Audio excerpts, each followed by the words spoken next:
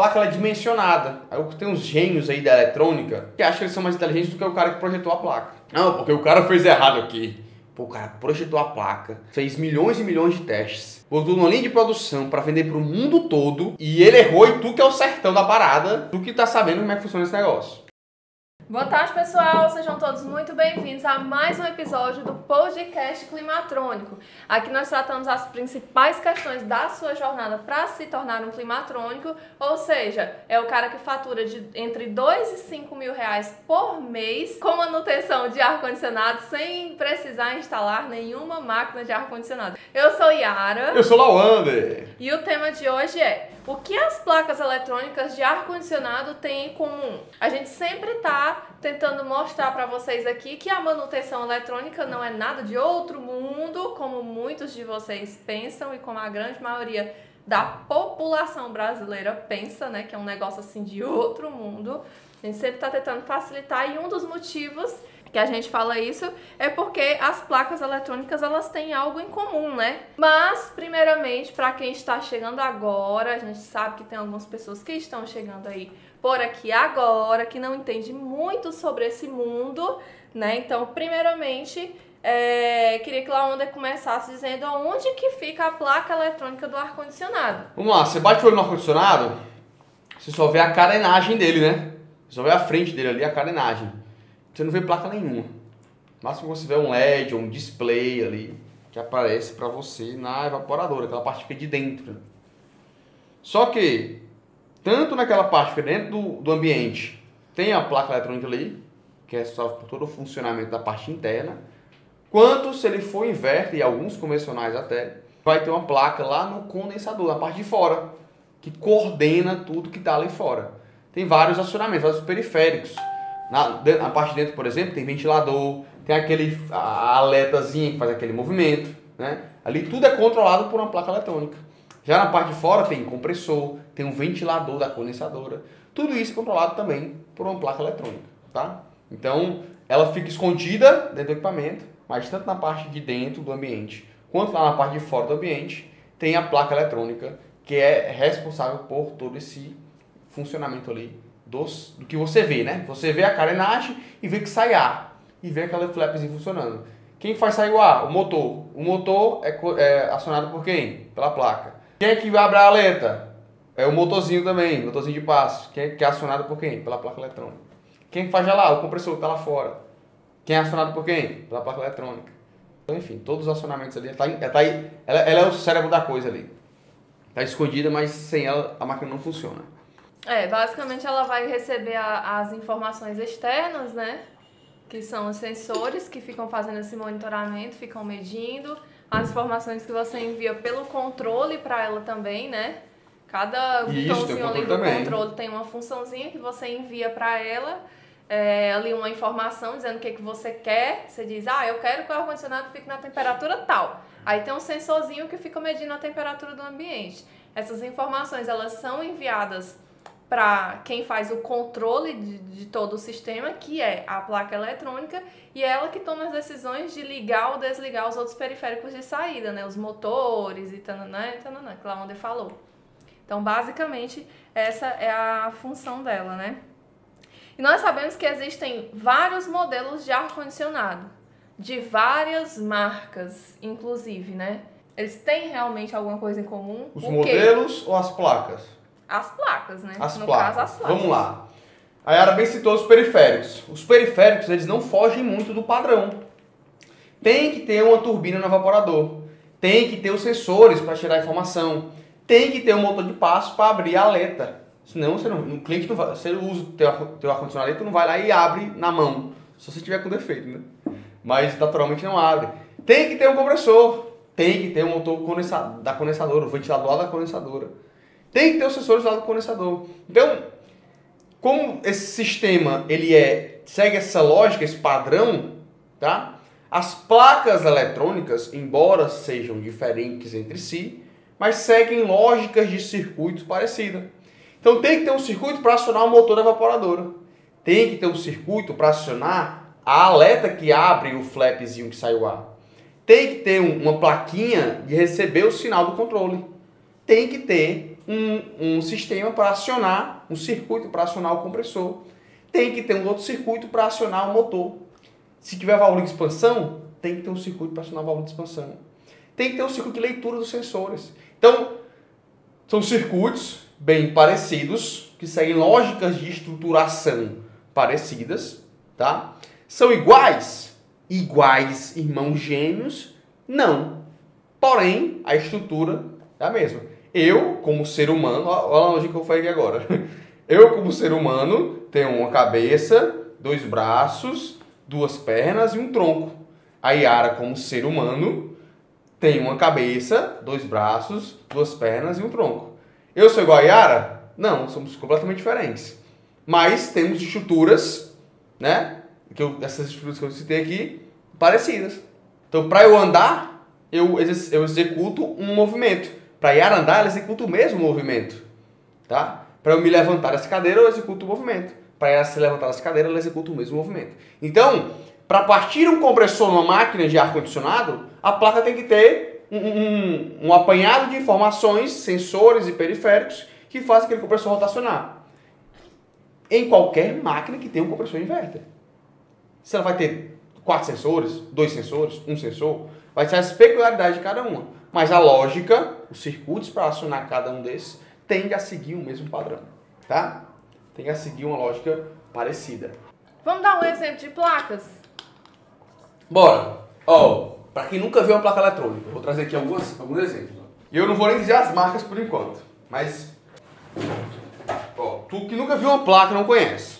Bate o olho aqui, Tem placa, bate o olho aqui, Primeira vez que o podcast tá na placa. Tá vendo esses 2 componentes aqui, Tá vendo? Isso aqui é uma placa, tem esses 2 componentes, Tem esse formatinho aqui. 2 componentes, tá? Aí eu vou pegar outra placa aqui, Outra placa, tá? Outra placa que tem os mesmos 2 componentes parecidos com aqueles. Tá vendo? 2 componentes bem parecidos. Vou pegar aqui uma terceira placa diferente. Terceira placa diferente. Tem, 2 componentes bem parecidos, certo?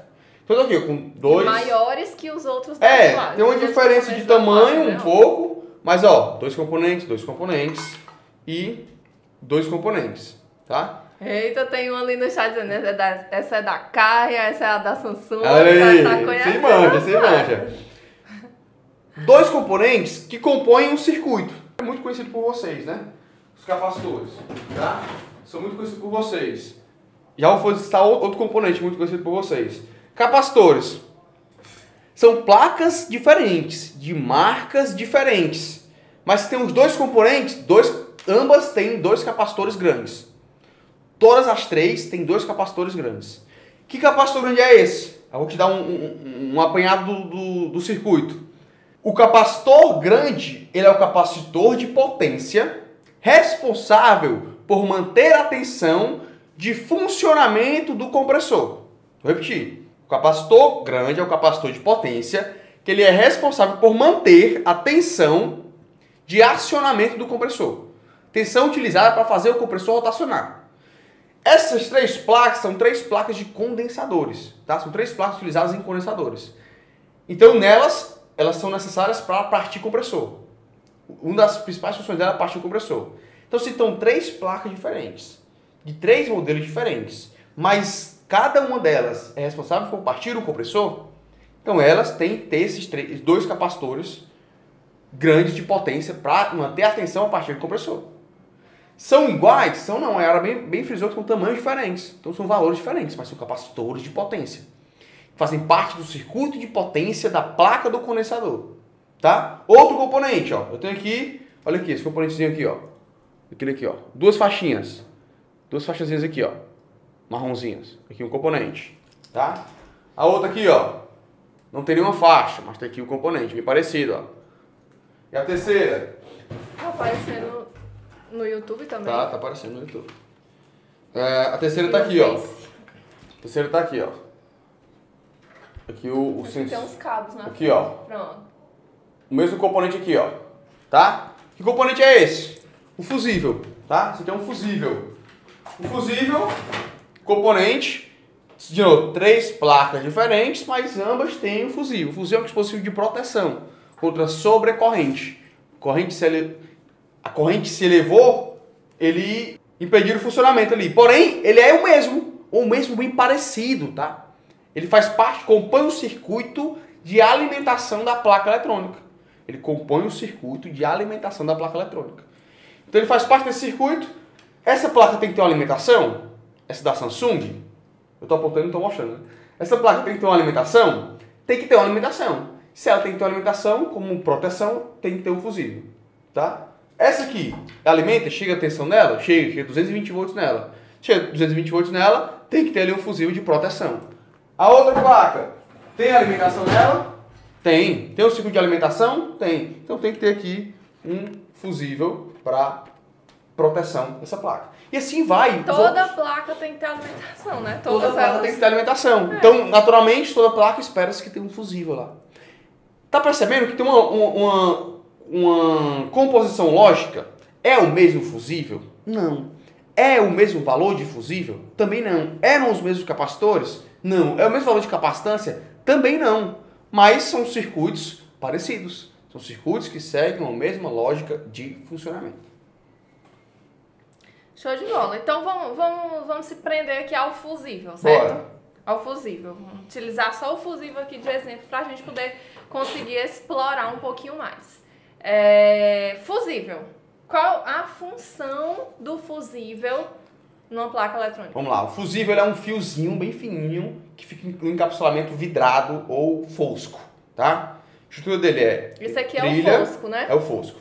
Tem trilha, aí tem um encapsulamento, geralmente vidrado ou de cerâmica, né? Quando é vidrado, é um vidrozinho. Tem um pequeno filamento no meio dele, tá? Para que esse pequeno filamento? Um pequeno filamento, quando passa uma corrente por ele, que é maior do que a corrente que ele suporta, ele abre, tá? Se é maior do que a corrente que ele suporta, se passar a corrente, vamos supor que ele suporta que ele 15 abrir, amperes. ele quebrar, tá? Ele abrir, ele quebrar. Ele é fininho, Quebrar. ele aquece que ele abre, ele quebra. Ele quebra, ele aquece que ele rompe, Que ele rompe, queima. Ele faz uma explosãozinha, ele queima. Ele aquece, né? Cria ali um ponto de aquecimento e aí ele abre, rompe, amolece e se rompe, né? Só que na prática, como a corrente tem que ser muito alta, o pico, ele dá uma leve explosãozinha, dá um feixe de luz, se for de vidro, se der um feixe de luz, ele queima, fica carbonizado. Então ele queima, chega a queimar mesmo, né? Nova eletrônica, já respondo vocês, pessoal, aqui nos comentários aí. Então, tem esse filamento. Ele é mais fino do que a trilha, tá? A trilha suporta a corrente maior. Mas eu quero garantir que naquela trilha só passe, por exemplo, 15 amperes. Que é a trilha? Mostra aí o que é a trilha. A trilha são essas veias aqui na placa, né? Esses caminhos, ó. Esses caminhos aqui são as trilhas. Tá? Esses caminhos que tem aqui na placa são as trilhas eletrônicas. E aí eu pego um fusível, ponho numa trilha dessa, abro a trilha e faço a corrente que vem na trilha passar pelo fusível. Porque se essa corrente, por exemplo, se ele for um fusível de 15 amperes, até 15 amperes aquele fiozinho suporta. É feito em teste, né, e tal, ele é dimensionado para aquilo. A bitola do fio, a bitola, né, a espessura do fio, ela é dimensionada para aquilo. Passou ali mais de 15 amperes, eu quero que esse circuito abra. Para quê? Porque mais de 15 amperes vai danificar algum componente da minha placa. Então, como proteção daquele componente posterior ao fusível, quando o fusível queima com 16 amperes, ele, às vezes, assim, o fusível é um dispositivo ótimo, certo? Toda placa vai ter um fusível, porém ele tem dispositivos melhores de proteção do que ele. Ele trabalha em conjunto com outros dispositivos, porque ele é um dispositivo geralmente mais lento. Existem até os fusíveis com retardo. Eles estão mais lentos, tá? Porque eu espero que ele aqueça. E ele, quando eu falo mais lento, é questão de milissegundos, viu, pessoal? Ah, mas é tão rápido o fusível queimar? Mas um varestor, ele tem uma resposta mais rápida do que a resposta do fusível, por exemplo. Mas vamos até aqui ao fusível. Voltando pro fusível. Não dá tempo de falar de... Não dá tempo de falar de tudo. De tudo. Volta pro fusível. Então o fusível tem essa estrutura. Quando passa a corrente maior do que ele suporta, queima o fusível. E aí abre o circuito e não passa mais a corrente. Não tem como mais fluir a corrente. Aí como não flui corrente, uma corrente que extrapola a corrente de trabalho daquela placa vai ser evitada naquele circuito e eu evito queimar outros componentes. Fusível é barato e fácil de trocar. Tá? Então, por isso que existem esses dispositivos de proteção. E assim é o comportamento do fusível, seja numa placa da Samsung, numa placa da Electrolux ou numa placa da Midea como eu mostrei para vocês aqui. Mostrei uma Samsung, uma Midea e uma Electrolux. Independente do modelo, o comportamento do fusível é desse jeito. Por isso que ele já fica ali no circuito de entrada, né? No circuito de alimentação. Já fica lá na fase ali na alimentação. O primeiro ponto que tem é o fusível. Porque qualquer surto de corrente ele já abre e não permite com que aquela corrente percorra o resto da placa, danificando outros componentes eletrônicos, né? Perfeitamente. Outros componentes que tenham ali naquela placa. Então, a importância do fusível é proteção. Proteção, tá? Proteção. Eu tenho uma... a placa eletrônica, ela é toda cheia de proteções. Se tirasse todas as proteções que tem numa placa eletrônica, de um ar-condicionado, ela seria bem menor. Conseguiria deixar ela bem pequenininha. Só que ficaria ineficiente. Qualquer surto de tensão, nossa rede ela é muito suja. Nossa rede elétrica, no Brasil todo. Tem surtos de tensão. Esses surtos de tensão, existem vários circuitos que protegem a placa desses surtos de tensão. Então, vários circuitos da placa eletrônica seriam, se não tivesse essas proteções, seriam eliminados. Né? Por exemplo, olha isso aqui, ó, essa placa aqui. Estão vendo esses componentes aqui? Ó?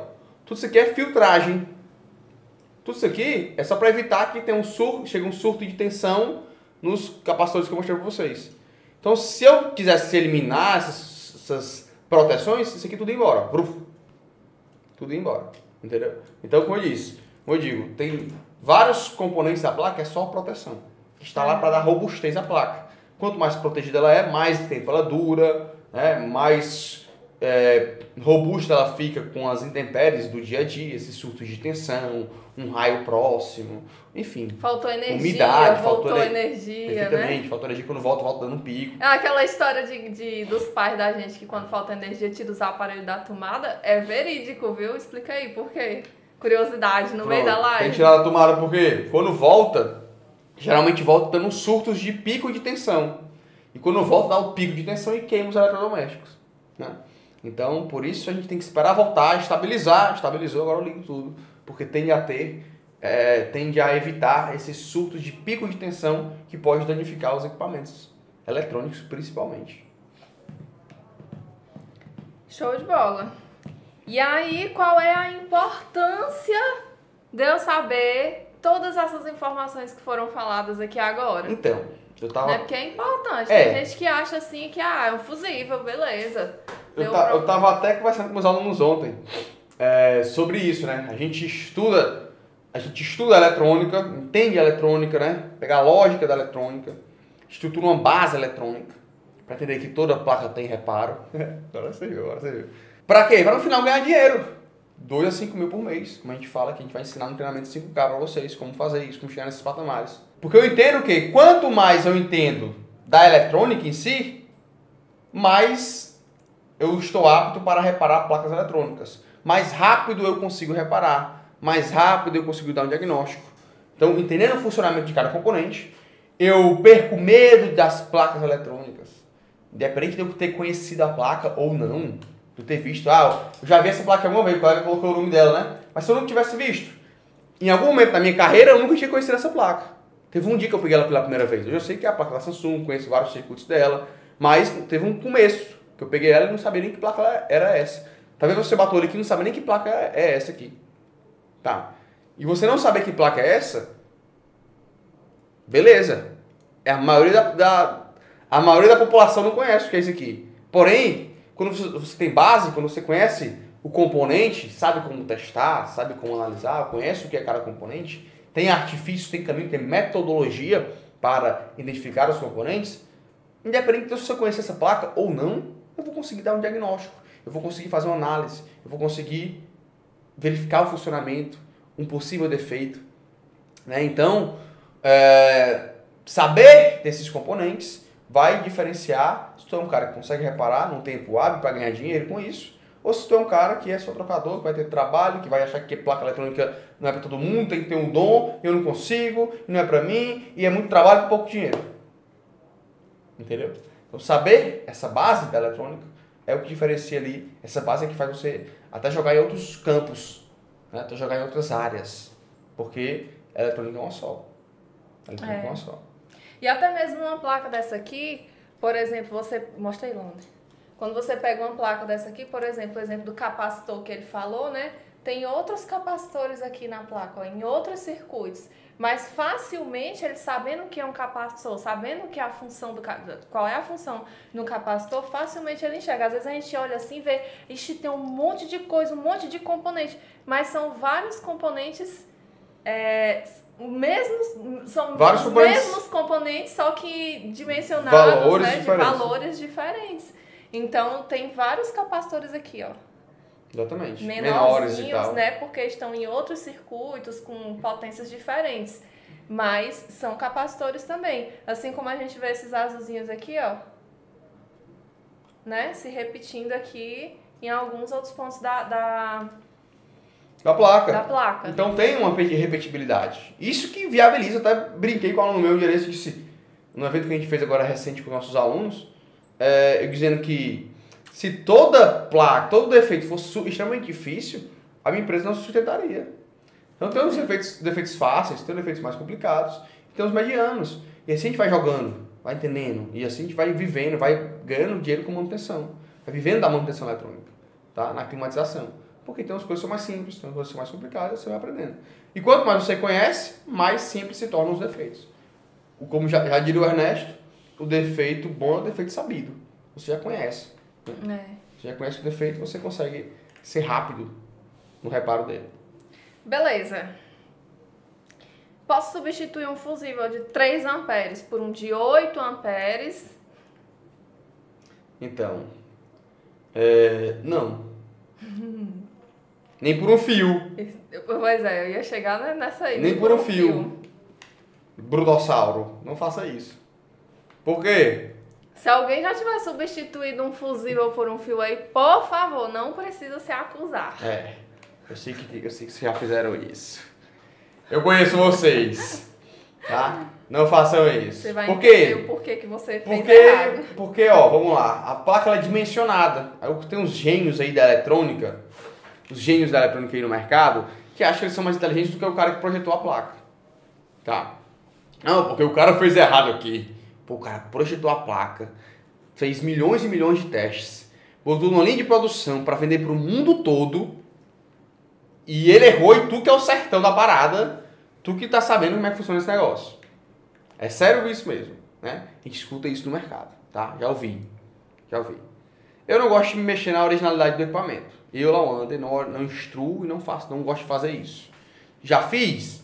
E é já, perigoso. Mas, em último caso, e sabendo o que estou fazendo, tá? Por exemplo, não achei um capacitor do mesmo formato, mas achei outro de mesmo valor, mas em formato diferente. Aí eu adapto o formato. O formato é a estrutura dele, a estrutura física dele mesmo. Quando você pega um fusível de 3 amperes e substitui por um de 8, por exemplo, como a Yara trouxe aí, estou dizendo aqui para a placa, que agora não tem mais uma proteção de 3 amperes. É uma placa que se tinha 3 ali, é porque se desse uma corrente de 5 amperes, talvez queimaria alguns componentes. Aí tu bota um fusível de 8 amperes, que uns 5 amperes vai passar pelo fusível de 8 amperes, e aquele componente que não suportava 5 amperes vai queimar. E ele não vai abrir o fusível e vai continuar queimando aquele componente. Entendeu? Então tu tirou uma proteção daquele sistema. Ah, mas o curto, até o fio ele estoura. Beleza, foi um curto claro. Um curto de 0 ohms numa parte de potência. Aí tu bota o fio estoura, queima um componente lá. Mas, quando não é, né? Então a orientação encontrou um fusível aberto, troca pelo mesmo valor do fusível. Esse valor do fusível de corrente, né? 3 amperes, quando a gente fala fusível de 3 amperes, fusível de 8 amperes, isso é a capacidade máxima dele, tá? É a capacidade máxima dele. Passou disso, ele abre, ele rompe. Aí ele impede que aquela corrente maior percorra o circuito. Então, quando a gente fala isso, a gente fala de capacidade máxima. E aí, por isso que Lawanda explicou, né? A questão de, tipo, substituir um de 3 por um de 8, tu tá... Qualquer corrente até 8 amperes vai passar. E aí, se tiver um surto de corrente, né? pode não, vai queimar algum outro componente. Tem a queimar, entendeu? Da placa. E o fio é quanto? O fio é 1 milhão de amperes. E aí tu bota lá um fiozão de 2,5. Só pra ver se vai ligar. Pra cima de mim, meu compadre. E se não ligar, estourar outras coisas e tu perder a placa do teu cliente? Beleza. Então ficou claro, né? Essa questão do fusível, gente. Não poder substituir o fusível aí por um fusível maior ou por... Ande com fusível, cara. Compra um fusível de 3 amperes. Compra um fusível de 10 amperes. Certo? De 15 amperes. Tem muito no nosso mercado. 3.15, 10 amperes, 15 amperes. Tem bastante. Lembrei de uma outra coisa também. Uma outra justificativa por que você não pode substituir o fusível por um fio, né? Porque, por exemplo, se for por um fio ele aguenta uma corrente aí gigantesca, né?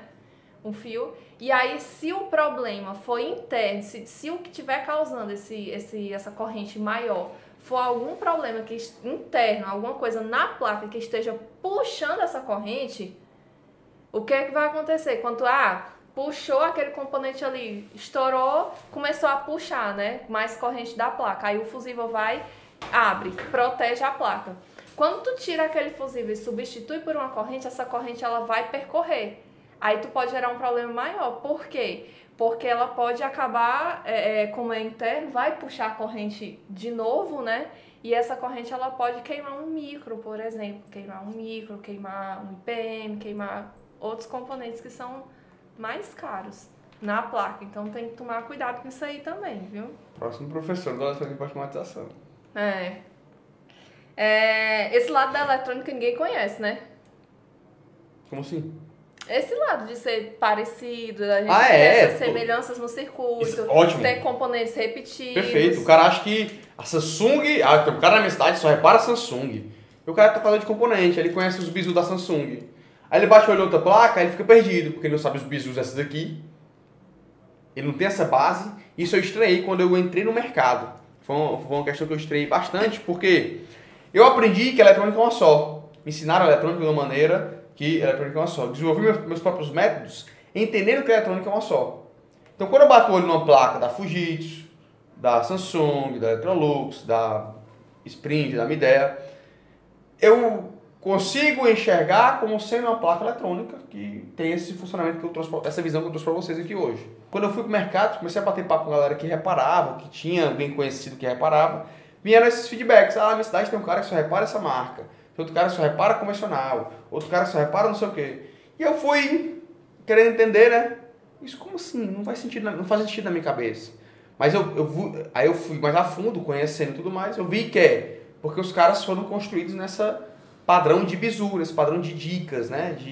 A diquinha pronta, de ser bisurado, já pegou tanto aquela placa, já conseguiu reparar na sorte alguns defeitos e já consegue seguir alguns caminhos porque ele já conhece. Aí ele disse que ele, não, é porque eu já tenho muito tempo de mercado, eu já conheço. Tanto é que ele não consegue ensinar para outras pessoas. Por quê? Porque o que ele vai ensinar o quê?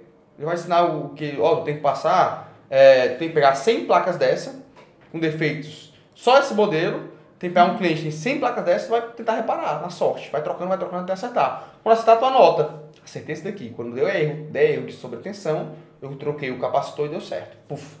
Aí tu deu sobretensão, tu vai trocar o capacitor de novo. Aí não dá certo, tu vai continuar. Então, que metodologia é essa? Contraprodutiva, né? Então o cara se limita no mercado. Eu achava estranho o cara se limitar a esse ponto. Porque, conhecimento... Eu me limito no mercado da climatização por opção. Por quê? Porque o mercado, de vez em quando, chega placa de outro segmento pra gente reparar. A gente vai negando porque não tem braço para dar conta. Ou o custo de oportunidade é muito alto. Né? Vai demorar muito a aprender, é ruim de testar, ou é um mercado que não vale a pena, ou é um mercado que não tem tração, eu não acredito muito naquele mercado. Então você foi que eu falei, vai ter placa de máquina de sorvete, placa de máquina hospitalar, placa de eletrônica industrial. Tem vários tipos de setores que trabalham com placas eletrônicas. E aí, a gente que tem a base, que estudou da maneira correta, que é climatrônico, tem que se limitar. Dizer, não, essa parte eu não pego não. Estou focado só nisso aqui. Escolhe um segmento que... Eu tenho alunos que estão trabalhando na climatização e em outras áreas também. Por quê? Porque o cara aprende a base. E aí o cara olha pra placa, a placa é parecida. Tem o mesmo capacitor que tem lá na outra, ó. Eu sei como é que testa, ó. Então faz sentido analisar essa placa aqui. A lógica é essa, né? Quando você aprende da maneira correta. É uma coisa que eu estranhei quando eu entrei no mercado, porque eu achei que era um padrão de aprendizado eletrônico e eu vi que não era. É por isso que a gente faz conteúdo aí pra vocês entenderem essa nova metodologia. Essa metodologia que a gente se desenvolveu, né? Que a gente lapidou com o tempo. Qual é a sequência de aprendizado fundamental para quem quer aprender a manutenção eletrônica hoje, já que a gente está falando de metodologia, né? Então, a sequência é construir fundamentos de eletricidade e eletrônica, porque ambas andam em conjunto, tá? Fundamentos. Entendi fundamentos? É saber tudo de eletrônica e tudo de eletricidade? Não, é os fundamentos, tá? O que necessário, o que você vai fazer necessário é o trivial, o que você precisa entender a fundo para poder conseguir pensar. E aí você pega esse fundamento e une com técnicas e conhecimentos de manutenção. Você pega o fundamento, aplica pitadas de manutenção, né? Fundamentos com técnicas de fundamentos, tá?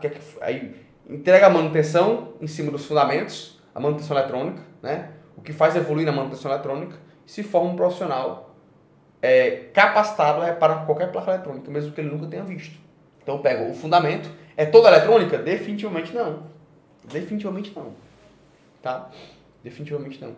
Pega a base da eletrônica, fundamento, bota conceito de manutenção, lógica de funcionamento, lógica de análise, metodologia de manutenção, acopla isso aqui a esse fundamento e a pessoa consegue se virar em qualquer área. Você vai para a área vou mexer com um split convencional, desenrola. Vou mexer com split inverter, desenrola. Vou mexer com chiller, placa de chiller, desenrola. Vou mexer com placa de VRF, desenrola. Desenrola por quê? Porque eu tenho a base e eu sei da manutenção. Eu tenho a base e sei da manutenção. Senta a bunda na minha cadeira, entendo o circuito, analiso, siga a lógica e resolvo. Show de bola. E aí tem alguma dica final? Acho que a dica final é essa. Eu aposto que depois de hoje, quem tá aqui, quem assistiu essa live aqui, pelo menos trocar um fusível.